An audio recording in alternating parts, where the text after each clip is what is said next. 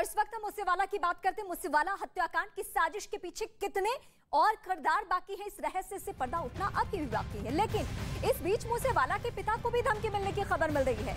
खुद मूसेवाला के पिता ने इस बात का दावा किया है कि उन्हें लगातार पाकिस्तान से जानलेवा धमकी भरे फोन कॉल्स आ रहे हैं। इतना ही नहीं, सोशल मीडिया के जरिए भी उन्हें धमकाया जा रहा है। मूसेवाला के पिता की पुलिस से इसकी शिकायत भी की गई है और ये बड़ा सनसनीखेज मामला है कि आप देखिए, जैसे ही सुरक्षा में कटौती की गई थी सिद्धू मूसेवाला के, उसी वक्त ये घटना हो गई थी।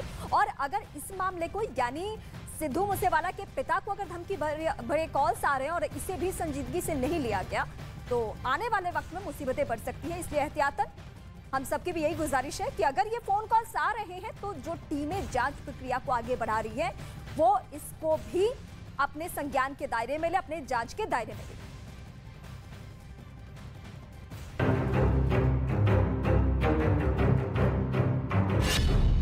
मूसेवाला के पिता को जानलेवा धमकी। पाकिस्तान से आए धमकी भरे कॉल। खतरे में मूसेवाला के पिता की जान। मूसेवाला के हत्यारों का टारगेट डैडी। क्या मूसेवाला की हत्या की साजिश को अंजाम तक पहुंचाने वाले इस एनकाउंटर से तिलमिला उठे? क्या पाकिस्तान में बैठे साजिश के सूत्रधार अब मूसेवाला के पिता की हत्या करना चाहते थे? क्या लॉरेंस बिश्नोई के इशारे पर अब पाकिस्तान की तरफ से मूसेवाला के डैडी को टारगेट किया जा रहा है? ये सवाल नहीं बल्कि ऐसी हकीकत है जिसका सामना इस वक्त मूसेवाला के पिता कर रहे हैं।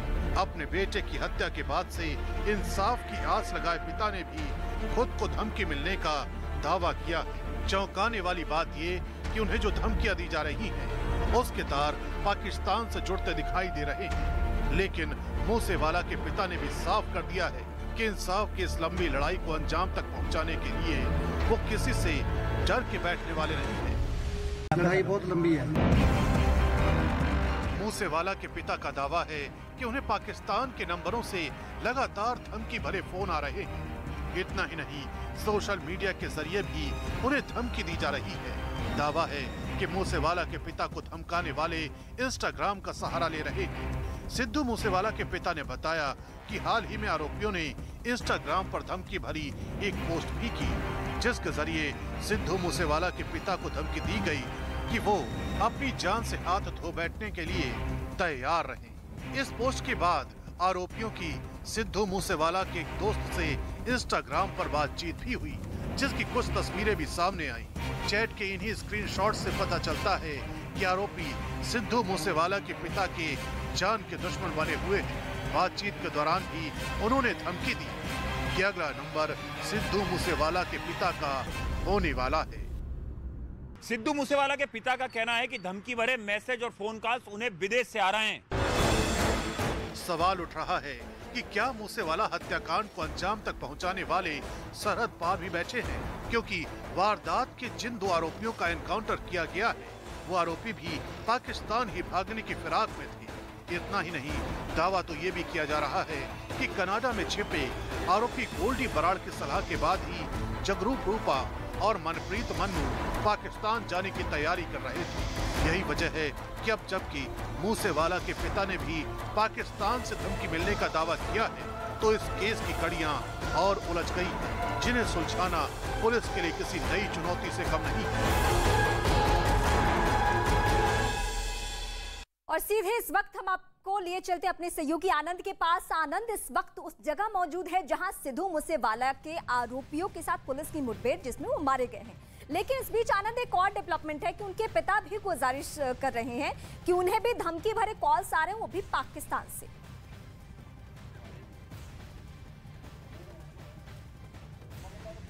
जी देखिए रीमा, जिस तरह से सिद्धू मूसेवाला के पिता कल अमृतसर के चीचा भकना के पास जो पुलिस थाना है वहां पर आए थे और उनके साथ वो दो चश्मदीद भी थे जो सिद्धू मूसेवाला के साथ उस दिन थार गाड़ी में मौजूद थे जब उनके ऊपर फायरिंग हुई, और उन्होंने जो दोनों शव है उनकी शिनाख्त की, रूपा और मानू की, क्योंकि एक कानूनी प्रक्रिया होती है, ये इन्वेस्टिगेशन का पार्ट है। उसके बाद अचानक ये खबर आती है कि सिद्धू मूसेवाला के पिता की तरफ से कि उन्हें धमकी मिल रही है और अब उन्होंने पंजाब पुलिस को उसकी शिकायत दी है। देखना होगा कि जो धमकी के पोस्ट आ रहे हैं या जो फोन कॉल्स आ रहे हैं उनका सोर्स क्या है, उनका सर्वर क्या है, उनका आईपी एड्रेस क्या है, उसके बाद ये चीज कंफर्म हो पाएगी कि क्या जाहिर तौर पर ये पाकिस्तान की साजिश है या फिर हिंदुस्तान में ही कुछ ऐसे शरारती तत्व हैं या कोई ऐसे गैंगस्टर हैं जो अभी भी लगातार सिद्धू मूसेवाला के परिवार के पीछे लगे हुए हैं और उनके पिता को जो है धमकी दे रहे हैं। पंजाब पुलिस पूरे मामले को इन्वेस्टिगेट करेगी और उसके बाद ही वो चीज़ साफ हो पाएगी कि जो ये पोस्ट इंस्टाग्राम के ऊपर आए हैं उसका सोर्स क्या है, उसे क्रिएट करने वाले कौन लोग थे, किनका वो अकाउंट था।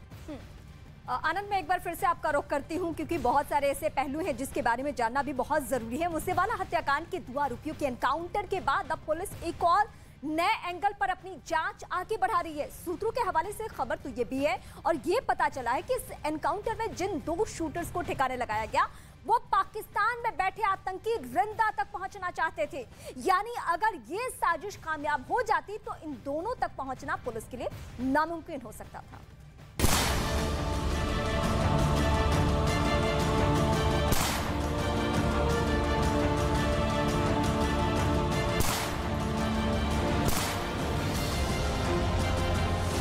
पाकिस्तान पहुंचने से पहले ही शूटर मारे गए।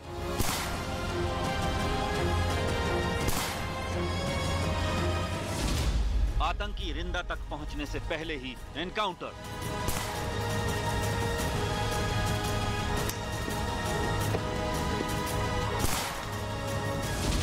मूसेवाला के हत्यारों का प्लान पाकिस्तान फेल। कहते हैं अपराध के रास्तों पर चलने वालों का अंत या तो जेल की सलाखों के पीछे होता है या पुलिस की गोलियों से।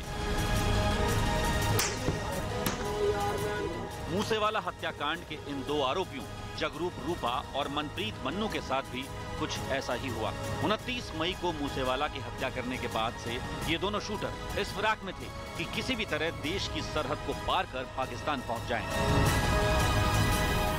लेकिन दोनों पाकिस्तान पहुंचते उससे पहले ही पंजाब पुलिस और एंटी गैंगस्टर टास्क फोर्स ने इनके अपराध की फाइलों में बंदूक का बारूद झोंककर उन्हें बंद कर दिया।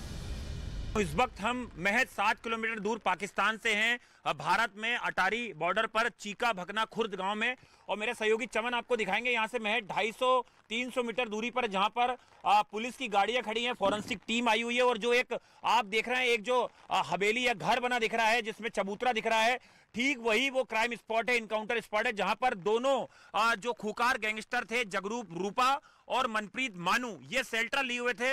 इनके पास AK-47 थी, 2 अत्याधुनिक पिस्टल थी, हैंड ग्रेनेड थे और अभी जो जानकारी निकल के आ रही है पंजाब पुलिस से कि 3 गोली जो है वो मनप्रीत मानू को लगी जिसमें 1 गोली उसकी आंख में लगी है, वीडियो में भी आप देख सकते हैं, और करीबन 7 गोलियां जो है वो जगरूप रूपा को लगी हैं।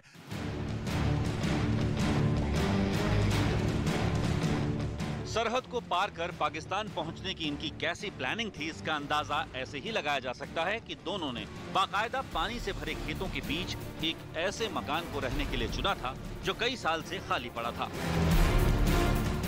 यहाँ पर बिल्कुल आप देख सकते हैं धान और मक्के के खेत हैं दूर दूर तक, कई बीघा में आप जहाँ नजर डालेंगे तो धान और मक्के के खेत आपको नजर आएंगे और यहीं पे जो दोनों शूटर्स थे वो छुपे हुए थे। ये जो घर है ये एक शख्स का है जिसकी पहचान पुलिस ने कर ली और काफी दिन से ये बंद पड़ा हुआ था। जो अब तक पंजाब पुलिस के सूत्र बता रहे हैं कि चूंकि जगरूप रूपा और मनप्रीत मानू दोनों ही पंजाब के रहने वाले हैं, तरन तारण और खूसा गांव के, और उनके और सीधे हम रुख करते हैं आनंद का। आनंद, क्या अभी तक हम वही कहानी समझ रहे हैं जो अपराधियों ने बुनने की कोशिश की थी या पर्दे के पीछे कुछ और है और पुलिस उस गुत्थी तक पहुंची भी है?